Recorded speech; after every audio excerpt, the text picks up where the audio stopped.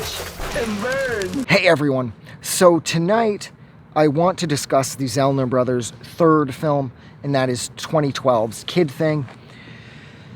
This is one fucking weird movie. It tells the story of Annie, who's this little girl that lives with her father Marvin, who is best described as less of a father and more of a lazy older brother that cares about her, but he cares more about laying around and doing nothing, milking his goats and shit, because they live on a farm, they have a ton of food, the house is clean, she's not abused, she is neglected, but even the neglect isn't really that neglectful. It's just her father is like a giant man-child who wants to sit around with his buddy giggling at nothing and drinking beer and playing video games, or actually looks like Christian video games, and doing scratch tickets and fucking around, and the whole time he doesn't even know what's going on in his daughter's life. At one point he's like, hey, I got a phone call, there's a message for you saying, you know, if you get one more red card in soccer, you're off the team. And he's like, I didn't even know you were playing soccer.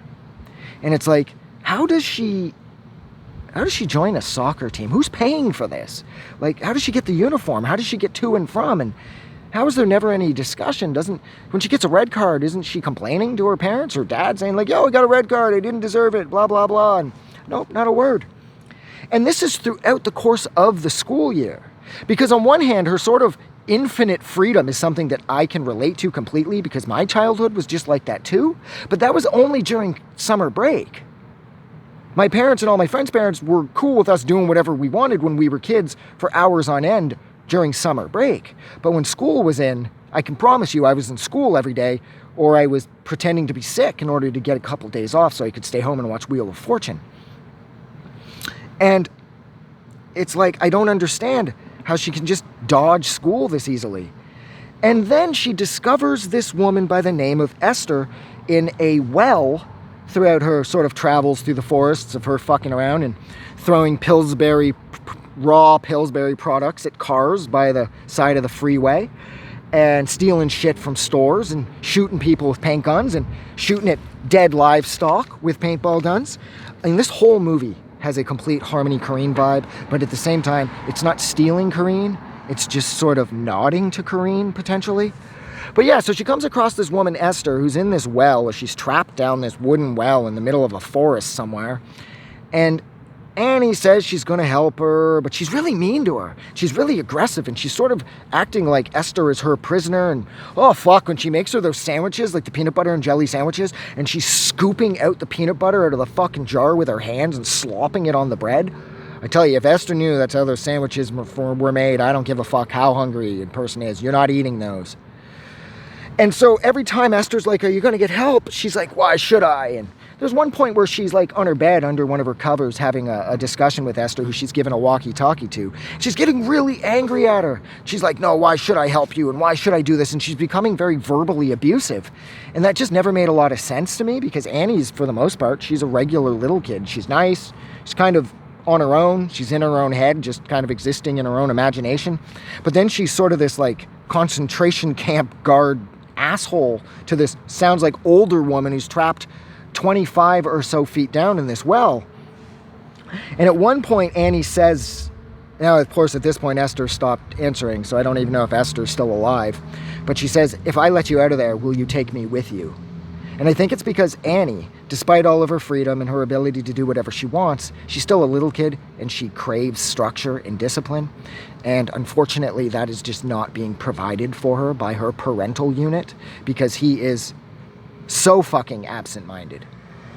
And it's kind of sad in that sense, because usually the Zellner brothers films are a little lighthearted, and this is charting into some sort of darker waters here, because this movie does have a real vibe of uncertainty. Like, there's this never-ending sense that something bad is going to happen, and it does, but it doesn't at the same time.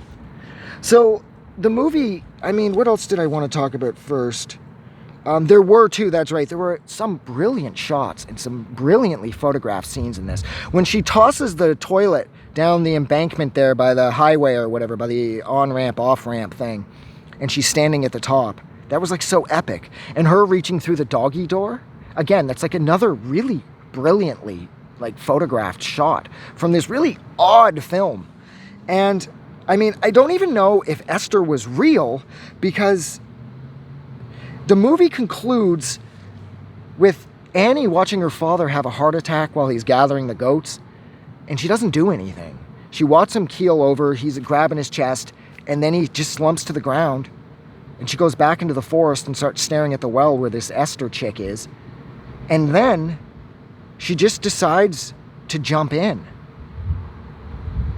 And that's how the movie ends. And she doesn't make any sound when she jumps in, so it's almost like she doesn't land. And she does throw a firecracker down at one point, and that's a distance. And so we don't hear her land, but even if we did, had she jumped in the way she did, she would have broke at least an ankle. And now that she has absolutely no parental supervision, even though not that she really did to begin with, but now that her father is most likely dead, she jumps into this 25-foot deep well, and that's it. That's how the movie ends.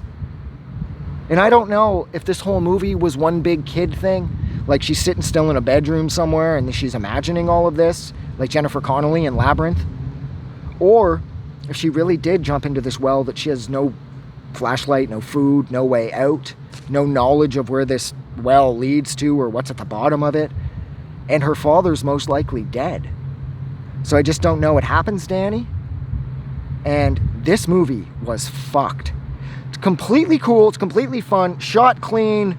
There's no kind of any sort of physical / sexual abuse. Like I said, she's neglected, but even the neglect is kind of lighthearted. She's just sort of left to her own devices, and she has no friends. She never goes to school, and I'm not even sure if she lives at the end of the movie. So yeah, I'll leave it there. So thank you so much for hanging out with me while I discussed the 2012 film, Kid Thing. Like always, if you like this review, don't forget to do something nice for somebody. But please, most importantly, do not forget that the world is a better place because you are in it. I'm gonna go. Have a good night.